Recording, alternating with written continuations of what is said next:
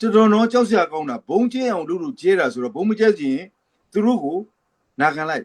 ဟုတ်တယ်သူတို့အောက်ကိုခိုးလို့လိုက်သူတို့တိုင်းနေလိုက်ပေါ့အဲ့လိုမျိုးပဲ ဆိုတော့ဒီစကားကတော်တော်ကြောက်စရာကောင်းတဲ့စကားဒါဆိုဘာလို့တန်တရားဒီဘက်ကဘာဖြစ်လို့တန်တရားရှိတယ်လဲဆိုတော့သူတို့တွေရှိရထွက်လာတဲ့စကားတွေကြောင့်တန်တရားရှိတာ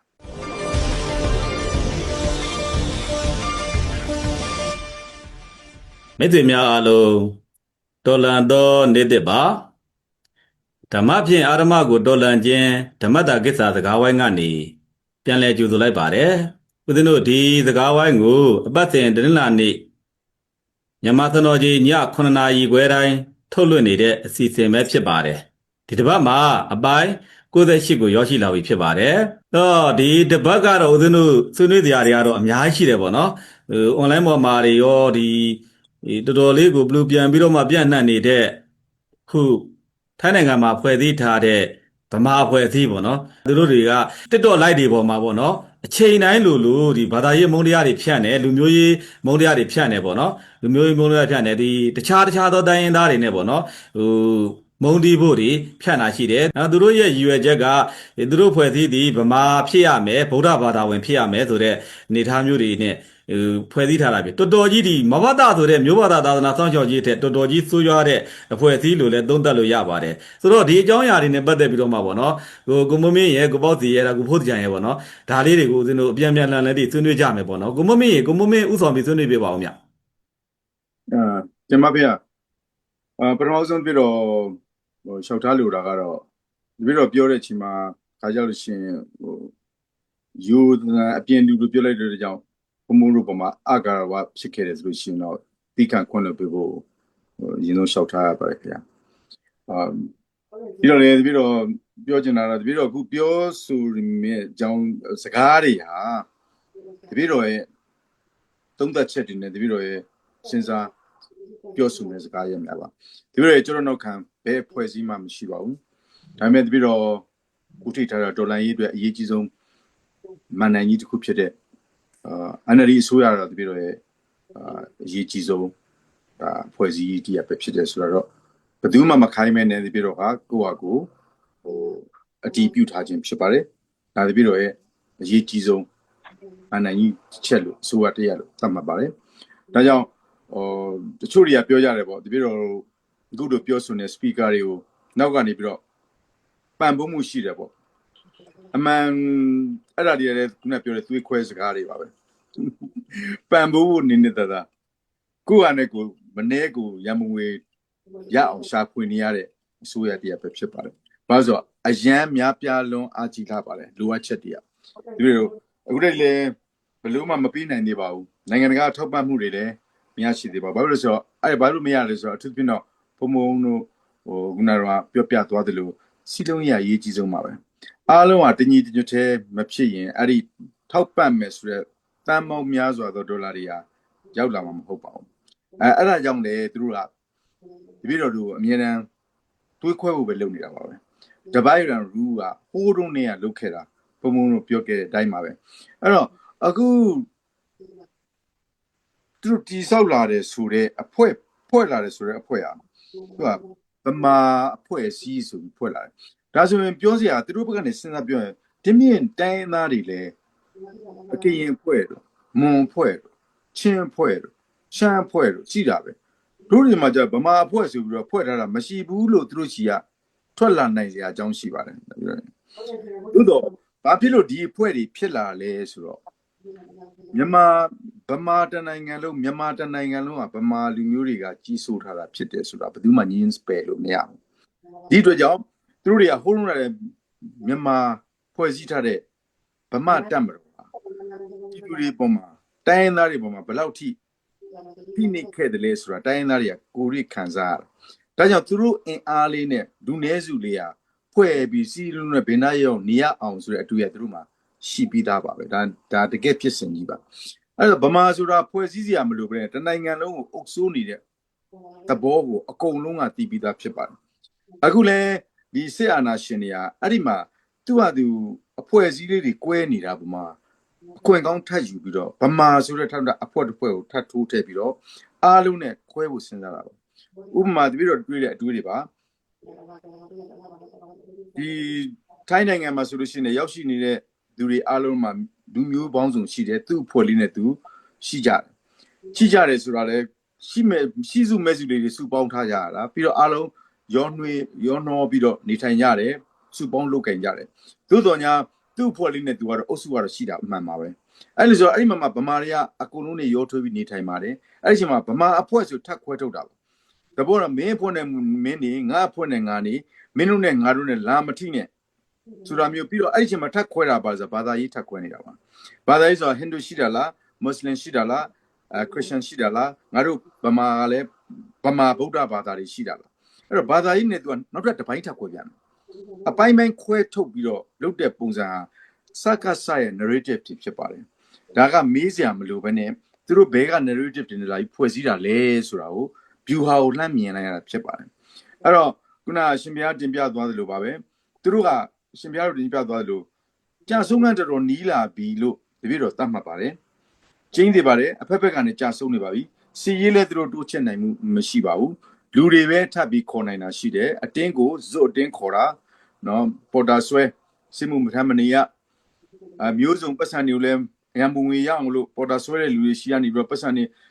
မရမကပြည်သူရဲ့လေဘင်းကိုညှစ်ပြီးတော့မှရှာကိုအတင်းဆွဲထုတ်တာပါဗျာအဲ့တော့အစားအသောက်တွေမဟုတ်အထက်ကရှာကိုဆွဲထုတ်မဲ့သူလို့ဥတွေကဆွဲထုတ်မဲ့သူမျိုးတွေပါပဲဆိုတော့သူတို့တွေလှုပ်ဆောင်ပြီးတော့မှစစ်ကိုလည်းအနိုင်ရဖို့ကြိုးစားပေမဲ့ဒီလောက်တောင်နိုင်ငံတကာကတားဆီးထားတဲ့ဂျားတွေကနေသူတို့လက်နက်တွေရအောင်ဝင်နိုင်တယ်အဲ့ဒါကြောင့်ဝင်နိုင်တယ်ဆိုတာသူတို့အားပေးနေဒီအာနာရှင်အဖွဲ့အစည်းတွေနိုင်ငံတွေရှိတဲ့ကြောင့်ဝင်နိုင်နေဆိုတော့ဒါနဲ့သူတို့နိုင်အောင်ကြိုးစားတယ်သို့တော့တဖြည်းဖြည်းနဲ့သူတို့ဒီကြာဆုံးငန်းပဲရောက်ရှိလာပြီဆိုတော့သူတို့သိပါတယ်အဲ့ဒီပြင်မှာငကိုတွေက legitimacy မရှိပါဘူးပြည်သူကထောက်ခံမှုလုံးဝမရှိတဲ့အတွက်ကြောင့်ပြည်သူကလည်းပေးတဲ့အာဏာသူတို့မှမရှိပါဘူးအဲ့တော့ recognition လည်းမရှိတဲ့အခါကျတော့သူတို့အခက်ခဲရောက်တယ်ဆိုတာသိတဲ့အခါမှာဒီဘက်ကထိုးခွဲပြီးကွဲပြဲသွားဖို့အရေးကြီးတယ်ဆိုပြီးသူတို့ဖွဲ့စည်းလာတယ်လို့ဒီဖွဲ့စည်းကိုတပြည့်တော်ကတော့မြင်ပါတယ်ဗျာအဲ့တော့ဖို့ကျန်တို့ညီလေးတို့လည်းဒီတိုင်းပဲပေါ့သူကတန်တရားရှိစရာရှိတယ်ပေါ့အဲ့ဆိုစစ်ကောင်စီကြိုးကင်ထားတာဟုတ်မဟုတ်တခါကျတော့လေကိုကစွတ်ကြီးပြောလို့တော့မရဘူးတခါကျလို့ရှိရင်ဘယ်လိုကမသူတို့တွေကသူတို့ကသူတို့ခုနပြောတဲ့အမျိုးဘာသာသာသနာဆိုပြောထားတဲ့စကားလုံးကလူတိုင်းနဲ့ထိကြိုက်အဲ့ဒါကမြန်မာနိုင်ငံမှာမဟုတ်ဘူးတကဘာလုံးမှာကအမျိုးဘာသာသာသနာဆိုတာအဲ့ဒါတကဘာလုံးရှိတယ်အဲ့ဒါကိုကိုယ်နိုင်ငံကပဲအမျိုးဘာသာသာသနာဆိုပြောနေတယ်လို့မျိုးလုပ်နေတာဆိုတော့အကုန်လုံးရှိတယ်အမေရိကန်မှာဆိုပတ်စံပေါ်မှာကဒီ income we trust ဖျားသခင်ယုံကြည်တယ်သူတို့ကိုယ်ဝင်ရတာဒါမှဒီမှာဗုဒ္ဓဘာသာဆိုတဲ့အကြောင်းမှမပါဘူးဒါပေမဲ့လည်းအခုသူတို့တွေဒီဘယ်ဘာသာတရားကိုမဆိုအလေးမြတ်ထားတယ်အားလုံးဘာသာတရားခွဲခြားမှုမရှိဘူးဆိုတာသူတို့နိုင်ငံမှာမူတွေရကွာအခုနယူးယောက်မှာရှိတဲ့မကြသေးခင်ကမှတက်သွားတဲ့ဒါမြို့တော်ဝင်ဆိုရှင်အစ္စလမ်ဘာဖြစ်လဲအစ္စလမ်တက်တော်လေအကုန်ပူးပေါင်းပြီးဆောင်ရွက်နေတာပဲဒါအစ္စလမ်ကိုကြောက်လို့မဟုတ်ဘူးဒီတိုင်းပဲခရစ်ယာန်မှာဆိုလို့ရှိရင်အများကြီးကွဲနေတာဂျိုးဝစ်ဆရာတမျိုးဘာသာရေးတွေကွဲနေဗုဒ္ဓဘာသာဆိုလည်းဘုန်းတော်ကြီးကျောင်းတွေကြိုက်တာဖွင့်ဒါကုညီတယ်စောင့်ရှောက်တယ်မြန်မာcommunity ကပွဲလုပ်တယ်ဆိုရင်မြို့တော်ဝင်တွေကတက်ပြီးချီးမြှင့်တယ်မြန်မာတွေပဲဒီကောင်တွေဖယ်ထားလို့မရှိဘူးတကယ်ကိုမေတ္တာထားပြီးတော့လှုပ်ဆောင်နေဆိုတာဒီမိုကရေစီနိုင်ငံတွေမှာတွေ့ရှိနေရတယ်ဒါကြောင့်ပြဿနာမရှိဘူးလားအခက်အခဲလေးတွေတော့ရှိတာပေါ့ဒါကိုအကြောက်တရားတွေနဲ့သူတို့ဖန်တီးဖို့လုပ်နေအဲ့တော့ဘာဖြစ်လို့ပြီးတော့ဆက်ပြီးတော့ပြောပြစီဖေ။ဘာဖြစ်လို့တန်တရားရှိတယ်လို့မြင်ရမှာငါတို့တွေဘာလို့တန်တရားရှိတယ်သူတို့မြင်ရမှာဗမာအဖွဲ့အစည်းလို့အမိခံထားပြီးတော့သူတို့ထဲဝင်မယ်ဆိုရင်ဗုဒ္ဓဘာသာဝင်နေတာကွင့်ပြုကြောင်းဆိုပြီးသူမပါနေတယ်လို့ကြားဒါဆိုဗမာအဖွဲ့အစည်းတွေမှာဗမာထဲမှာဗုဒ္ဓဘာသာမဟုတ်ဘဲနဲ့ဟိန္ဒူကိုယ်ကွယ်လူရှိမယ်အစ္စလာမ်ကိုယ်ကွယ်လူရှိမယ်ခုနဘာသာကြီး၄ရက်ဆိုတော့အဲ့တော့အစ္စလာမ်ကိုယ်ကွယ်လူရှိမယ်ပြီးတော့ခရစ်ယာန်ကိုယ်ကွယ်လူရှိမယ်ဘာပဲဖြစ်ဗမာဖြစ်ရင်ပြီးပြီလေဒါပေမဲ့မဟုတ်ဘူးသူခွဲခြားထားတာအဲ့ဒီမှာစပြီးတော့ခတ်ခွဲပြီးလူမျိုးကနေခွဲလိုက်တာကဘာသာရေးမှာလည်းဗုဒ္ဓဘာသာမှာအဲ့ထက်ဝင်ရမယ်ဟောခုနမျိုးဘာသာနောက်တစ်ခါကျတော့လူမျိုးနဲ့ဘာသာတစ်ခုတည်းကိုပုံဖော်တဲ့အခြားဘာသာတွေကိုဗမာကနေဖယ်ထုတ်လိုက်ဒါတွေးခွဲတာ divide and rule နောက်စစ်ကောင်စီရဲ့အပြစ်မဲ့တဲ့ပြည်သူတွေဘုံကျဲပြီးတော့တပ်ဖြတ်နေတာတိုက်ခိုက်နေတော့ရှုံချမယ်ဆိုတာသူတို့ဘာပြောသလဲသူတို့စကားစကားအားသင့်သွားတယ် ဘုံကျဲအောင်လို့ကျဲတာတဲ့ဒီစကား ဟုတ်တယ် ဒီတော်တော်ကြောက်စရာကောင်းတာဘုံကျဲအောင်လို့ကျဲတာဆိုတော့ဘုံမကျဲစီရင်သူတို့ကိုနာခံလိုက် ဟုတ်တယ်သူတို့အောက်ကိုခိုးလို့လိုက်သူတို့တိုင်းနေလိုက်ပေါ့အဲ့လိုမျိုးပဲ ဆိုတော့ဒီစကားကတော်ကြောက်စရာကောင်းတဲ့စကားဒါဆိုဘာလို့တန်တရားဒီဘက်ကဘာဖြစ်လို့တန်တရားရှိတယ်လဲဆိုတော့သူတို့တွေရှိရထွက်လာတဲ့စကားတွေကြောင့်တန်တရားရှိတာဘုံကျဲအောင်လို့ကျဲတာတဲ့အဲ့ဒါဘုံမကျဲအောင်မလုပ်တဲ့လူတွေမကျဲဘူးဒါဆိုရင်မင်းတို့ကငါတို့ပြောသမျှအကုန်လက်ခံပြီးငါတို့ကိုနာခံလိုက်တာနဲ့ငါတို့ကမကျဲတော့ဘူးဆိုတော့တမင်သက်စစ်ကောင်စီဖြစ်စေခြင်းတဲ့အတိုင်းကိုကျူးလွန်တဲ့သူမှာအပြစ်မရှိတယ်လို့လုပ်ပြတာခံရတဲ့လူကအပြစ်ရှိတယ်လို့ဖြစ်အောင်လုပ်ပြတဲ့ဗမာအဖွဲ့အစည်းရဲ့စကားဖြစ်တယ်ဒါကြောင့်တန်တရားရှိစရာဒါမေးမယ်လေအဲ့ဒါတော့ဗမာတွေနဲ့ငါတို့ဗမာတွေရောတိုင်းရင်းသားတွေအားလုံးတို့အားလုံးတူတူပဲအဲ့မှာတန်တရားဖြစ်လာမယ်အကြောက်တရားတွေရန်လူမှုတွေတယောက်တယောက်ဖြစ်လာမယ်ခုနကပြောတဲ့ရန်လူမှုတွေတယောက်တယောက်ဖြစ်လာမယ်သူ့အဖွဲ့ကိုယ့်အဖွဲ့ဆိုတဲ့ကမင်းနေငါဘာငါနေမင်းတို့ဖွင့်တယ်ငါတို့ဖွင့်တယ်မပေါအောင်ကိုကိစ္စကိုရှင်းမင်းတို့ဘာသာနဲ့ငါတို့ဘာသာငါတို့ထဲတော့ဝင်မလာနဲ့ခွဲခြားလိုက်ပြီဆိုတော့တန်တရားနဲ့အကြောက်တရားရန်လုံမှုတွေကဖြစ်လာမယ်အဲ့ဒီ narrative တွေဖြစ်ချင်တာကစစ်အစိုးရဒီစစ်ကောင်စီစစ်အစိုးရလို့မပြောလို့ပါဘူးစစ်တုအတူကောင်တွေ တော့မေခဏလေးဒီနေရာလေးမှာဦးသိန်းတစ်ချက်လေးဝင်ဆွေးနွေးစရာရှိတယ်ပေါ့နော်ဆိုတော့ဒါတွေကစမိတ်စာရဲ့ရွယ်ချက်ရှိတာခိုင်းစေတာဆိုတာသိတာလေဗျဦးသိန်းတို့ဦးမေရဲ့ကြည့်လေဦးသိန်းတို့ရဲ့လူမျိုးဟာဗမာလားမြန်မာလားဆိုတော့မှတော်တော်ညင်းအငင်းခုန်နေရတဲ့လူမျိုးလေဟုတ်တယ်မလားအဲ့ဒါဦးသိန်းတို့ဟာတကယ်တမ်းဦးသိန်းတို့သမိုင်းတွေကိုပြန်လေ့လာကြည့်မယ်ဆိုလို့ရှိရင်လူမျိုးတွေမြန်မာဗျမြန်မာဗျနော်ဦးသိန်းတို့အခုကာကြီးခါဝေးခိုင်းကာကြီးငါဆိုအခရာတွေမြန်မာအခရာဗျနော်မြန်မာအခရာဖြစ်တယ်အဲ့ဒါကိုမြန်မာကိုစတိတ်ဖြစ်အောင်လုပ်ပြီးတော့မှဗမာလူမျိုးဖြစ်အောင်လုပ်ခဲ့တာက82ခုနှစ်နေဝင်းချင်းထဲခဲ့တာနော်135မျိုးသောလူမျိုးဆိုတဲ့ဟာတွေကလေနေဝင်းကဂျင်းထဲခဲ့တာအဲ့ဒါတွေကကွဲသွားအောင်ဂျင်းထဲခဲ့တာဗမာတခုဦးသိန်းဒါကတော့ဦးသိန်းမှတ်တာလဲမှားကောင်းမှားနိုင်တယ်ပေါ့နော်ရခိုင်မှာနော်ရခိုင်မျိုးနွယ်သူတွေမှာမရမာကြီးဆိုတဲ့မျိုးနွယ်သူရှိရလေနော်ရခိုင်မျိုးနွယ်သူရဲ့စကားအသွားအလာတွေဟောဟာရတွေဟာဦးသိန်းတို့ရဲ့မြန်မာဟောဟာရတွေ ਨੇ တော်တော်ကြီးဟိုပါပေါ့80ရာခိုင်နှုန်းလောက်တူတာရှိတယ်လေနော်တူတာရှိတယ်ဆိုဦးသိန်းတို့ဒီဟိုပါပေါ့နော်ရရစ်ကိုသူတို့ကရအတန်ထွက်တယ်ဗျာနော်မရမဆိုတာကမရရစ်ကိုပြောတာဗျာမရဆိုတာဆိုတော့ဦးသိန်းတို့ကမြန်မာလို့ထွက်တယ်သူတို့ကမရန်မာလို့ထွက်တယ်တော့လူမျိုးတွေမြန်မာဖြစ်တယ်နော်စတိတ်ဒီဘာမာဖြစ်တယ်ဗမာဖြစ်တယ်ဒါကြောင့်မို့လို့ဒုဗမာသီယုံဆိုဒုဗမာသီယုံရဲ့အောက်မှာအများကြီးပါဝင်တာလေနော်အကုန်ပါတယ်ဒုဗမာသီယုံရဲ့အောက်မှာနောက်ဆုံးဒီအိန္ဒိယနွယ်ဘွားတွေကသာပါဝင်တာလေနော်အဲ့လိုမျိုးတွေဒုဗမာသီယုံတရားတွေဒါစတိတ်ဖြစ်တယ်ပြီးတော့ဗိုလ်ချုပ်တို့ပင်တော်စာချုပ်ချုပ်ခဲ့တဲ့ကာလမှာဘာမာစတိတ်ကိုစားပြုတာကရင်ပါတယ်ဗျာမွန်ပါတယ်ဗျာအဲ့ချိန်တော့လေနော်ဟိုဘက်မှာကဒီရှမ်းပါမယ်ကချင်းပါမယ်တောင်တန်းမှာဦးတို့ထုတ်ခဲ့တာမှာဘာမှစရိတ်ဟာအဲ့တုန်းကနိုင်ငံရဲ့နာမည်ဖြစ်တယ်ပေါ့နော်ဒါကြောင့်မို့လို့ဗမာတက်မတော်လို့သုံးခဲ့တဲ့အခါမှာလူမျိုးပေါင်းစုံဘာသာပေါင်းစုံကိုစားပြုတာဖြစ်တယ်ပေါ့အဲ့ဒါကိုဦးတို့ကခွဲပစ်ချင်တဲ့အခါမှာ